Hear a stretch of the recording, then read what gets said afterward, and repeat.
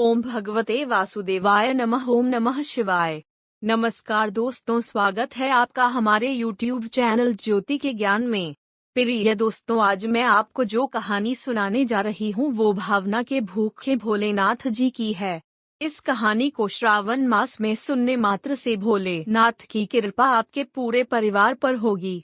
प्रिय दोस्तों, इस कहानी को अगर सुन रहे हैं तो पूरा सुने, इसे आधा अधूरा छोड़कर जाने की गलती मत करना। तो दोस्तों, आइए कहानी को शुरू करते हैं। एक गांव के बाहर एक छोटा सा शिव मंदिर था, जिसमें एक वृद्ध पुजारी जी रहते थे। एक दिन एक गरीब माँ अपने नन्हे से बालक को मंदिर के द्वार पर छोड़कर चली गई। बहुत खोजने पर भी पुजारी जी को बालक के परिवार वालों का कुछ भी पता न चला।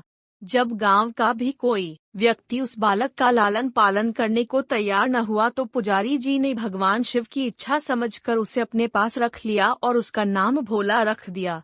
गांव के श्रद्धालु भक्तों से जो कुछ प्राप्त होता उसी से भगवान शिव का, पुजारी जी का और बालक भोला का किसी तरह गुजारा चलता। यदि किसी दिन कम भी पड़ता तो पुजारी जी बालक और भगवान शिव को भोग लगाकर स्वयं गंगा जल पीकर रह जाते।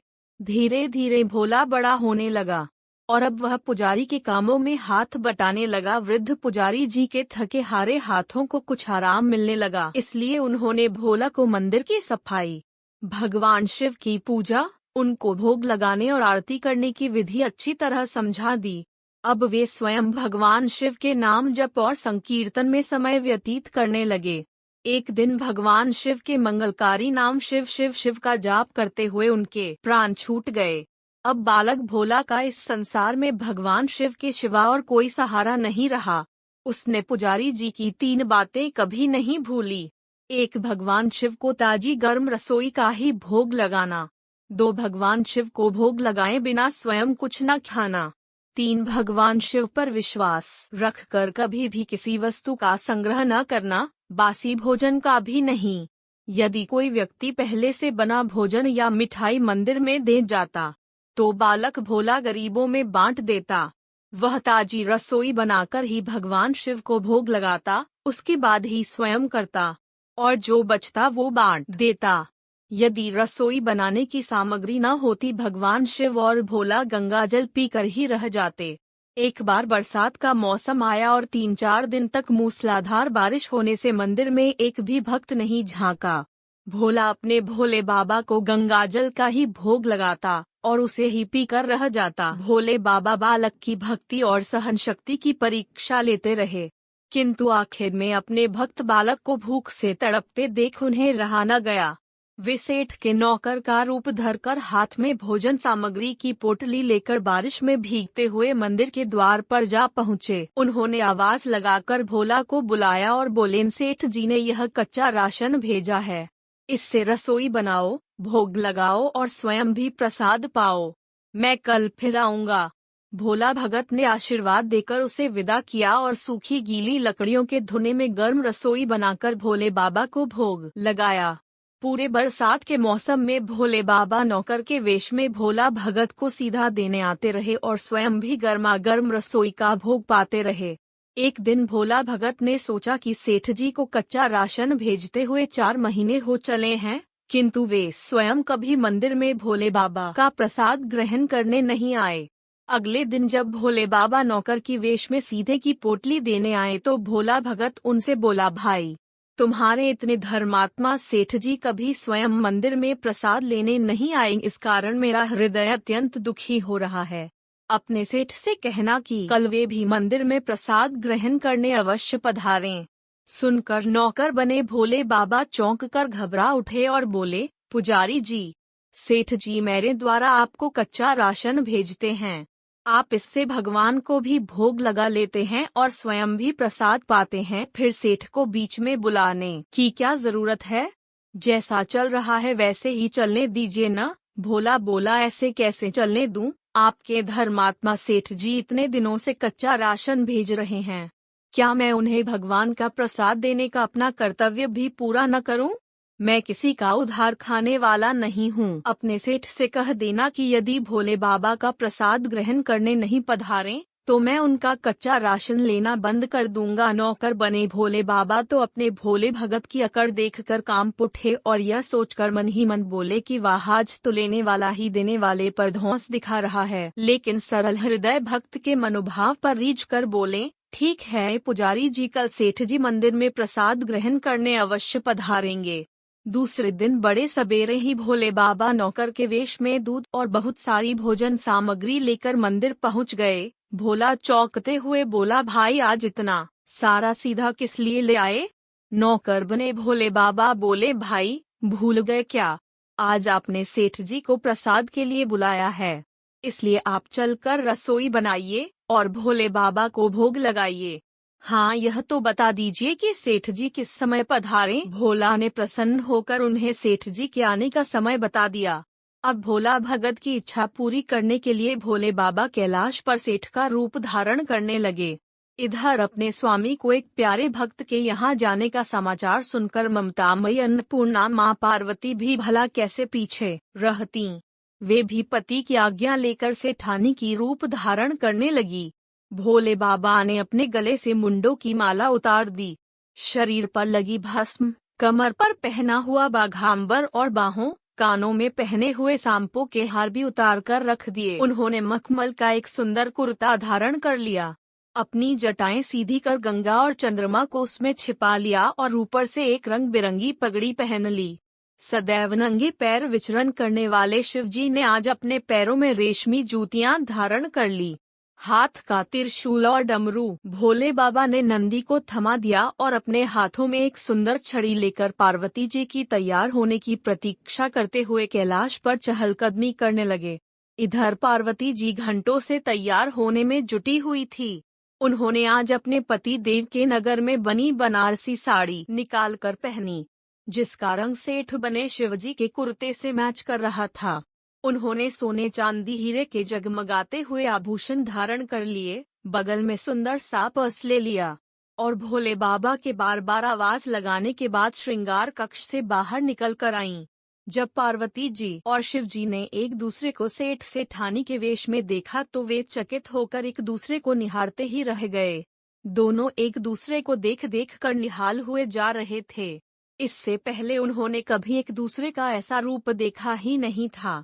जब भगवान गौरी शंकर सेठ सेठानी का रूप धरकर कैलाश से अपने भक्त के यहाँ दावत खाने चले गए तो गणेश, कार्तिकेय, नंदी, ऋषि मुनि, देवांगनाएं उन्हें देखकर ठगे से रह गए। सेठ बने शिवजी अपने हाथ में ली हुई छड़ी को घुमाते हुए पृथ्वी पर चल रहे थे और उसके पीछे पीछे बगल में पर्स लिए अपनी जूती से टक टक और पायलों से छन छन की मधुर ध्वनि करती हुई माँ पार्वती सेठानी बनी हुई चल रही थी। इधर भोला भगत आज सुबह से ही सेठ जी के स्वागत में भांति भांति के पकवान बनाने में जुटा हुआ था। अपने भोले बाबा का भोग तो वह चलते फिरते बना लेता था, किंतु आज उसे कई महीने से भगवान को भोग लगाने के लिए कच्चा राशन भेजने वाले सेठ जी को भगवत प्रसाद देना था। अतः आज उसने सारी पाक कला झोंक डाली थी। उसने सेठ जी द्वारा भेजे गए चावल से खीर बनाई, उसे धीमी आंच पर पकाकर गाढ़ा किया और उसमें सेठ जी के द्वारा भेजे हुए पिस्ते, बादाम, केसर, चिलगोजे और किशमिश डाले। मिर्च और अदरक को कूटकर उसे बाजरा, बेसन और गेहूं के आटे में भरकर मोटे मोटी मिस से टिक्कर बनाएं। रसोई बनाकर भोला भगत स्नान करने चला गया ताकि स्वच्छ वस्त्र पहनकर भोले बाबा को भोग लगा सके और सेठ जी को उनका प्रसाद दे सके। जब भोला भगत स्नान करके लौटा तो देखा कि सेठ जी स्वयं प्रसाद ग्रहण करने आए ही हैं, साथ में सेठानी जी को भी लाए हैं।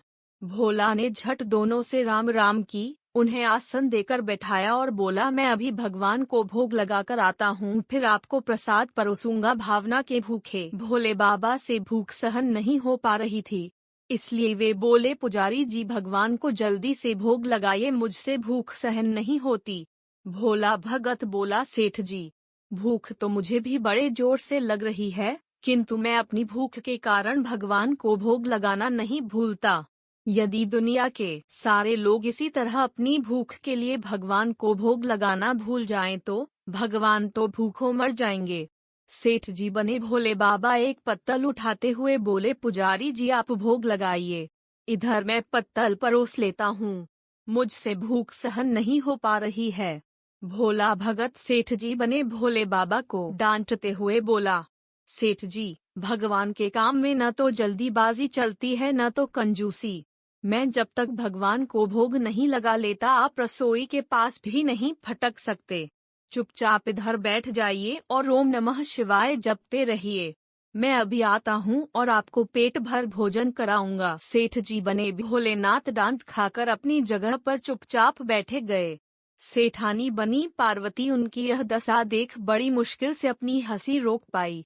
लेकिन जैसे ही भोला भगत पत्तल में सामग्री लेकर भगवान को भोग लगाने मंदिर में गया, शिव जी पार्वती जी को मौन रहने का संकेत करते हुए चुपके पैर रखते हुए रसोई में पहुंच गए और उन्होंने एक एक व्यंजन उठाकर चखना शुरू कर दिया। भोले बाबा तो प्रसाद को चखते ही भौचक्के रह गए। खीर में चीनी की जगह नमक भरा हुआ था और सब्जियों में चीनी। जैसे ही भोले बाबा ने रोटी का एक टुकड़ा मुंह तोड़कर मुंह में दिया, वे सीसी करने लगे, क्योंकि रोटी में मिर्च ही मिर्च भरी हुई थी। वे सीसी करते हुए उल्टे पैर भाग आए और अपने आसन पर जा बैठे। माँ पार्वती अपने स्वामी की यह हालत देखकर खिलखिला कर हंस पड़ी। इससे पहले भी भोले बाबा पार्वती जी के आगे कुछ सफाई दे पाते, भोला भगत ओम नमः शिवाय का जप करते हुए आ पहुँचा। उसने भोग को रसोई में मिलाकर उसे पवित्र बना डाला और फिर सेठ के सामने पत्तल परोसकर हाथ जोड़कर बोला, सेठ जी, अब आप जी भरकर प्रसाद पाइए। भोले बाबा तो अभी अभी भक्त की भक्ति से भी जोरदार उसके हाथ की बनी हुई रसोई चख चुके थे, अतः उसे ग्रहण करने की बात सुनकर उनके पसीने छूटने लगे। कभी वे भोला का तो कभी पार्वती जी का मुंह देखने लगते। भोला को सेठ जी की ढील बर्दाश्त नहीं हुई और बोला, सेठ जी, क्या हो गया आपको? अभी अभी तो इतनी उतावली मचा रहे थे, अब क्यों नहीं ग्रहण करते? आप ग्रहण करो, तभी तो माता जी भी ग्रहण करेंगी और फिर मैं भी प्रसाद पाऊंगा। भोला की ललकार सुनकर भोले बाबा ने चुपचाप खीर का कुल्हड़ उठाया और सारी नमकीन खीर गटागट पी गए। कुल्हड़ खाली होने की देर थी कि भोला ने उसे फिर से भर दिया। अपने प्रिय भक्त के हाथों परोसे हुए भोग में भगवान को आज दुगना स्वाद आने लगा। भोला परोसता गया और भोले बाबा पीते गए। जगन्माता पार्वती भक्त और भगवान दोनों के प्रेम को देख देख कर मंदमुग्ध होती रही। जब सारी रसोई समाप्त हो गई तो भगवान ने एक जोर की डकार ली। भोला को होश आया और बोला, वाह सेठ जी वाह, मैं ही बावला था जो इतनी थोड़ी सी रसोई बनाई। मुझे पता होता कि आपको प्रसाद ग्रहण करने का इतना शौक है तो और भी ज्यादा रसोई बनाता। भोले बाबा अपने पेट पर हाथ फेरते हुए सेठानी बनी पार्वती जी की ओर मुस्कुराते हुए बोले, पुजारी जी, मैं इतना कहाँ रोज खाता हूँ, किंतु आज प्रसाद इतना स्वादिष्ट बना था कि अपने पर वश नहीं रहा और खाता ही चला गया। किंतु तभी भोला भक्त रुआंसा होकर बोला, सेठ जी, वह तो आपने ठीक किया, लेकिन माता जी तो भूखी रह गई। ममतामयी पार्वती माँ से बोला, का रुआंसा मुख देखा नहीं गया? उन्होंने बची हुई खीर के 4 बूंदें अपने कंठ में टपका ली। भोले बाबा द्वारा भोग लगाने से प्रसाद में अद्भुत अलौकिक स्वाद भर गया था। ऐसी सुगंधित और मीठी खीर चखकर जगत जननी आकंठ तृप्त हो गई और उनके तृप्त होते ही सृष्टि का प्रत्येक प्राणी तृप्ति हो गया। भोला भगत बोला, सेठ जी, आपने और माता जी ने प्रसाद ग्रहण कर लिया, इससे मुझे अत्यंत संतोष हुआ है। समझ लीजिए कि आप दोनों द्वारा प्रसाद ग्रहण करने से मेरा भी पेट भर गया। मेरी तो वैसे भी महीने में 4 एकादशी हो जाती है, किंतु मैं भी एक दाना लेकर ही लेता हूँ, जिससे कि भोले बाबा के प्रसाद का अनादर न हो। यह कहकर जैसे ही भोला ने खीर के पात्र में लगा चावल का एक दाना उठाकर अपने कंठ में डाला, उसकी जन्म जन्मांतर की भूख मिट गए और समस्त वासनाओं और इच्छाओं की तृप्ति हो गई। उसके ज्ञान के नेत्र खुल गई और उसने देखा कि उसके सम्मुख त्रिलोकीनाथ भगवान शंकर और माता पार्वती आशीर्वाद की मुद्रा में मुस्कुराते हुए खड़े हैं। भोला दौड़कर उनके चरणों में लौट गया और उन्हीं में समा गया। प्रेम से बोलो हर हर महादेव दोस्तों।